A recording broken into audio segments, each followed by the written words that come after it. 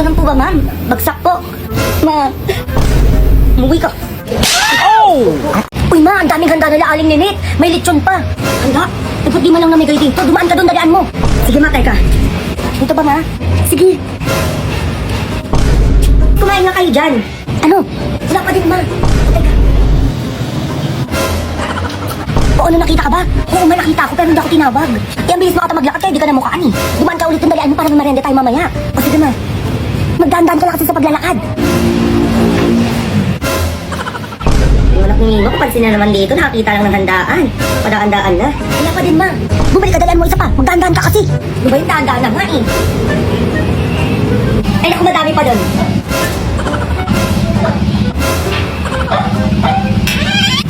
Alam mo, o ano bakit? Ang damot, ma, sinaraduhan ako ng pinto. Ay, ganun. Ah, ganun na, teka. A few moments later.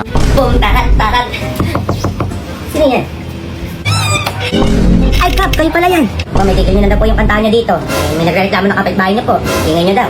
Medyo maaga pa, Kap, ah. Arising ko pa lang eh. Sige po, Kap. Sensya na po, ah. Sige, ma'am, pakipatay na lang po, ah. Pwede pa itong mga to, mga inggitera, teka. Oh! May bata ka. Nag-chat yung teacher mo, pinapatawag na naman ako sa school nyo. Oo, ma'am. Ako nagigigil na talaga ako sa yung bata ka eh. Bakit na naman? Inukumpis ka yung cellphone ko eh. Kung yun, anong ginawa mo sa cellphone mo? Bakit akumpis ka? Ma, huwag ka naman sa cellphone. Ang sinasabi ko sa'yo, tatamaan ka sa akin. Kumpis ka, pupunta tayo sa school nyo. Eh, na lang suotin ko, ma. Hindi na kasya yung uniform ko eh. Mag-uniform ka. Pinigigil mo na naman ang bata ka. Ayan no, hindi na nga kasya. Sakit naman ah. Hindi kasya ka pa nalalaman dyan. Hindi ka naman isa tayo. Ano ba yan na? Hindi na nga kasya eh. A few moments later. Ay, nanay, dyan po pala kayo. Ano yun? Bakit kinumpis ka niyo yung cellphone ni Junjun? Eh kasi nanay yung anak niya si Junjun, nagsiselfie dito sa classroom habang nagtuturo ako. Eh bawal po yun, di ba alam niyo naman po yan? Ay bawal pala mag-selfie, ba't ikaw kanina nagsiselfie? Pagalitan mo din yan sarili mo. Ay, nanay, bawal po kasi mag-cellphone sa klase. Kaya kinuha ko po yung cellphone ni Junjun. O, Junjun, nakikita mo? Manda ka sakit sa bahay, sinasabi ko sa'yo. Ma. Ay, nanay, ibabalik ko naman po ngayon yung cellphone ni Junjun. Oo, kasi lalo na po bukas. Online class na po lahat ng estudyante. Eh, bakit online class? Ay, bakit? Bakit nga ba online class na bukas? Ay, lockdown na po tayo simula bukas. Ganon? Kung bawal mag-cellphone sa klase, dapat bawal din mag-klase sa cellphone. Ay, nanay,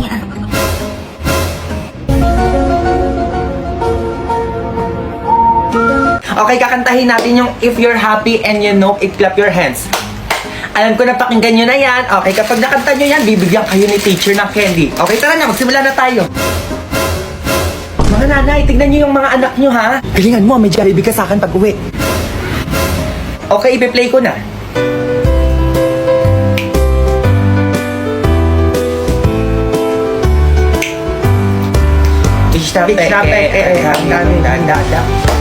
Sampal po.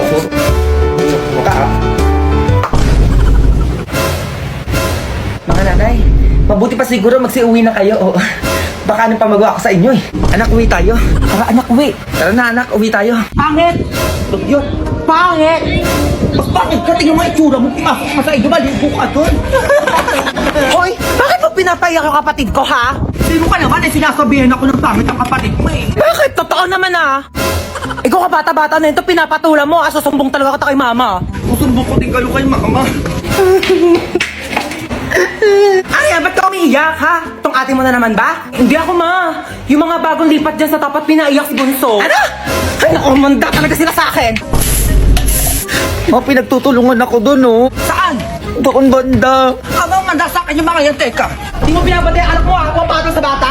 Ayan, bata? Bata ba yan? Tignan mo yung tsura nyo, may anak na, oh. Tsaka sa'yo. Alam mo, narinig mo yun? Sabi, oh. Kung ikaw umayos ka, ha? Napipikon na ako sa'yo. Eh, di mo pikon ka. Ay, yung mga anak ko kasi inaasar yung anak ko na pangit. Mga asar? Ano mga asar doon? Nagsasabi lang naman sila ng totoo. Ano sabi mo? Tumigil, ha? Ma! Uy, man! Hindi ko buhok to, buhok ko yan. O, eto na yung buhok mo, hindi sinusuklayan. Wow! Ito nga buhok mo, ang baho. Sabi ko sa'yo. Magkita tayo sa barangay! Ma! Bakit? Ma, hindi daw kami gagraduate, sabi ng teacher ko. Ano? Bakit daw? Hindi ko nga alam, may. Nagbi-meeting sila sa school ngayon, ma. Punta ka doon. Ay, hindi pwede yan, teka. A few moments later. Hindi po gagraduate ang mga anak nyo. Abay, bakit naman, ma'am? Kumpleto naman sa modules at project yung anak ko. Kumpleto din yung module ng anak ko, ma'am. Ba't ganon? Kumpleto din yung anak ko, ma'am. Ba't di nyo papagraduatein? Oo nga, ma'am. Anong problema nyo? Sino ba yung sumasagot ng mga module na to? Ako po yung sumasagot ng module ng anak ko. Ako din sa anak ko. Ako din, ho. O si mga nanay, kayo yung sumasagot ng module. So kayo yung grade-gradean namin dito. So kayo yung dapat graduate, hindi yung anak nyo. Ay, ganun ba yun, ma? Opo, ganun po yun. Kung sino po yung sumasagot ng module, siya po yung gagraduate. Ang gigigilak sa'yo. O, puro ka kasi laro. After po ng graduation, mga nanay, kayo din po kailangan mag-aral ng junior high to senior high para sa mga anak nyo. Yes! Grabe, mag-aaral ulit kami, ma'am. Opo, mga nanay, panindigan nyo po yan eh. Kaya yung graduate eh. Nanggigigilak sa'yo bata ka? O, pinag-aral mo ulit ako? Ano? Umuwi ka sa bahay, manda ka. Ma! O, ano yun? Hinahabol ako ng matanda, nagkakagusto sa akin doon, oh. Ano? Sino yun? Ay, hi, Mars. Ay, Mars, ikaw pala yan eh. Ba't ka na dito? Kanina pa ako hinahabol niya na yan yung nagkakagusto sa akin, eh. Anak mo? Ay, Mars, ayun sinasabi ko sa'yo. Tigil-tigilan mo yung anak ko, ha? Tanda-tanda mo na, umarot to pa sa bata. Ay, grabe ka naman. Ay, dami pera. Ay, Diyos ko, muntik na mahulog yung susi ng kotse namin. Oo, tsaka yung susi ng mansion namin. Ay, ang yaman nito. Sige, pasok ka, Mars, oo. Uy, ma, bakit mo naman pinapasok? Umayos ka dyan, Junjun. Mayaman yan. Mama naman, eh. Oy, Mars! Kamusta ka naman? Ay, naku, Mars, okay lang naman ako. Eto nga, may sarili na akong lupa, oh. Tapos meron pa ako sariling sasakyan, tapos mansyon. Naku, ewan ko na lang kung wala pang magkagusto sa akin dyan, ha? Lo, ay, talaga ba? Grabe, ang yaman mo naman. Ay, ano ka ba, Mars? Sakto lang. Ang pogi ng anak mo, no? Lo, uy, tanda mo na. Balita ko, may gusto ka daw sa anak ko, ma. Ay, naku, Mars, paano mo nalaman? Manang, tanda na niya, no? May bibigay sana ko sa yung lupa, kaso lang parang ayaw ng anak mo. Ay, grabe ka naman, Mars. Anak ko lang naman yan, oh. Kahit iyong-iyo na yan, Diyos ko, wala namang ginagawa yan dito, kundi kain tulog lang. Uy, ma. Huwag kang umiyak, umiti ka. Ay, naku, Mars, eto, oh. Iyon na tong isang lupa ko, tsaka isang business ko na din, oh. Sa'yo na yan. Mars, salamat naman sa dalawang lupa. Nakukunin mo na yung anak ko. Kailangan bukas may apo na ako sa inyo, ha? Ma. Ma naman, eh.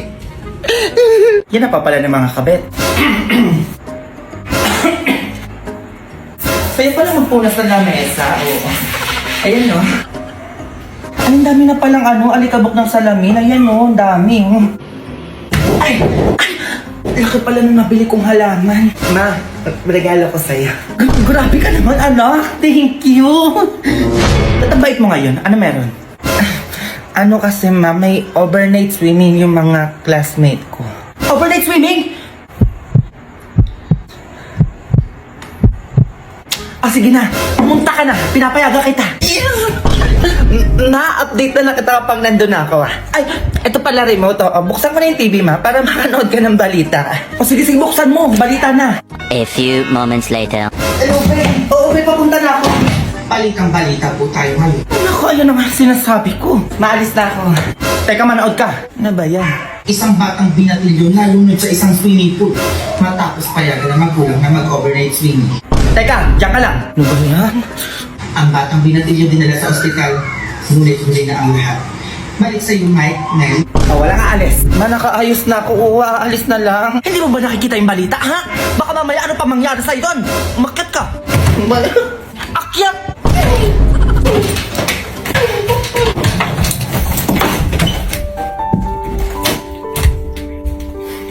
Lo, pwede na ako makakasama, kayo na lang.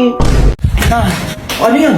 Napatawag ka ni ma'am sa school, ma. Bakit ka naman bata ka? Diyos ko, ano na naman ba yun? Nalit lang ako, ma. Pinatawag ka na agad. Yun lang. Nalate ka lang. Oo, ma. Nalate ka lang. O, ka. Puntahan natin yung teacher mo. Ako po, ang daming bagsak ngayon. Ma'am, ano pong problema?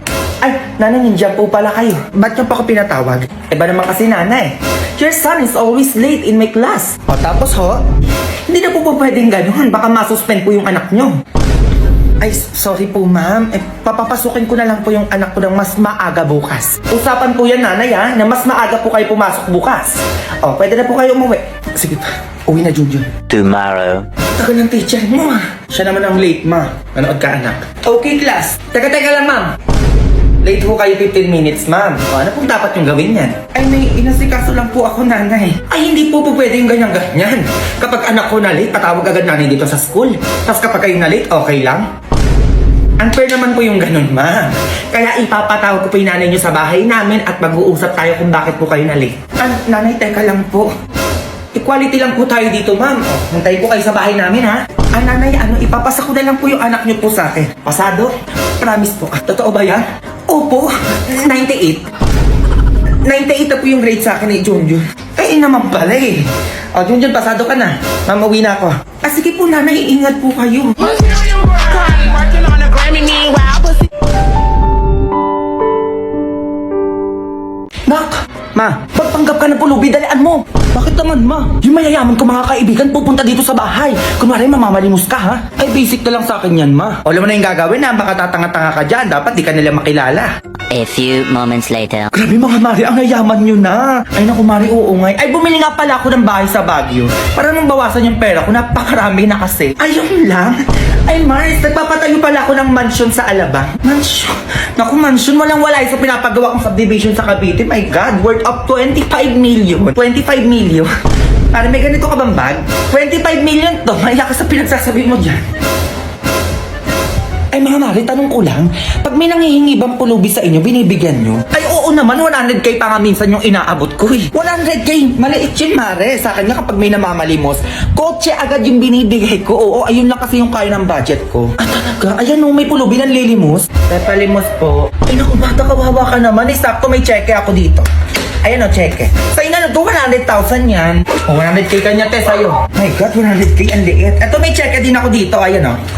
Yours na to 200k. Oh. Ay, tinaasan ka. 200k na yung kanya. Oh, paano ba yan? Ay, Mari, tama yung pulubi. Tinaasan ka nga. Kaya nga eh. Ay, yours na pala tong relo ko. Oo. Worth of 300,000 lang naman to. Oh, sa'yo na yan. Ay, nagrelo na. Paano ba yan? Ayaw patalo, oh. Eh, walang kwenta yung 300k na relo niya dito sa kwintas ko. Ayan, oh. Worth of 1 million yan. Yours na din to. Alti, kwintas na. Oh, paano yan? Tinaas na ng 1M. Ay, 1M lang. Sa'yo na tong kotse namin. Oo, worth of 5 million to. 5 million. Oo, umuwi ka na sa inyo. Ayan yung kotse. Ay, nagpa-kotse na siya. O, ano yung iyo? Pulubi ka, di ba? Paano ka uuwi? Wala ka namang bahay. Tama, te, wala kang bahay. So, sa'yo na tong mansion namin sa Manila. Oo, worth of 10 million to. Ito nga pala yung titulo at saka yung susi. O, kunin mo na. O, wala ka pala sa pamansyon ni Madam eh. Talaga magpatalo. O, alis na ako ha. Be, ingat ka ha. A few moments later. Ma, ano na? Asan na yung binigay nila? Eto ma, oh. Grabe yung yaman naman nun. O, diba? Sabi ko sa'yo, mayayaman yung mga yan eh. O, lipat na tayo ng bahay. Ay, sakto yung kotse na. Ayun, nakanda. Naaandar na lang. Ay, grabe. Ang ganda ng kotse natin. iPhone 13 ko dyan, ma. Ha? Kahit iPhone 15 pa yan. Go. Material world. Working on a Grammy, meanwhile, pussy popping with your man in Miami. Material world. Tanga talaga tong batang to. Okay, the seminar meeting report and report. Man, nasa klase ako. Tatanga-tanga ka. Yung baon mo na, iwan mo na naman dito. O sige, madalhin mo na lang dito. Ma'am, tumawag lang po kasi yung mama ko. Give your phone! Right down! Hello? Nanay to ni Junjun? Ay, mama. Yes po, ma'am. Nanay po ni Junjun. Okay. Kukumpiskan ko to sa cellphone ni Junjun. Ay, ma'am, wag naman po ganun, ma'am. No! Bawal mag-cellphone sa klase ko. Kaya pumunta ka dito para kunin mo yung cellphone ng anak mo. Ma'am, wait. Ganun pala, ma'am. Hintayin mo ako dyan. A few moments later. Hello po, ma'am. Magandang hapon po. Nanay pa yan ni Junjun? Yes po, ma'am. Did you know, mother, yung anak nyo bagsak sa subject ko tapos ganyan pa yung gagawin sa klase ko? Bagsak, ma'am? Ma'am, kaya po ako napatawag nung nagkaklase po kayo kasi po yung taong po ni Junjun, naiwan niya po. Eh, bawal nga po mag-cellphone sa school, lalo na kapag klase. Apo, ma'am, sorry po. Ay, ito yung cellphone na anak nyo. Last chance niya na to. Kapag nahuli ko pa nagsa-cellphone yan sa klase ko, baka ipatanggal o ibagsak ko pa siya dito sa school na to. Nagkakaintindihan po ba tayo? Ay, tanggal po agad, ma'am. Sige po.